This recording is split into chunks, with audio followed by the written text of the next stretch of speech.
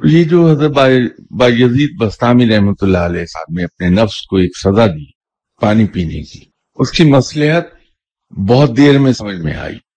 انسان جب پانی زیادہ پیتا ہے تو انسان میں سستی اور کاہلی بہت آتی ہے، اور پانی زیادہ پینے سے نیند بہت آتی ہے۔ آدمی جتنا کم پانی پیتا ہے عبادت میں کنسنٹریشن اتنی ہی زیادہ اس کو ہوتی ہے۔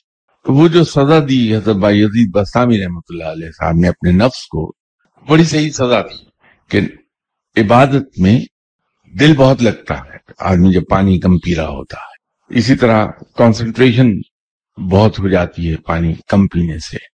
تو جب آدمی نماز کے لیے کھڑا ہوتا ہے تو دھیان پوری طرح رب کی طرف لگا رہتا ہے۔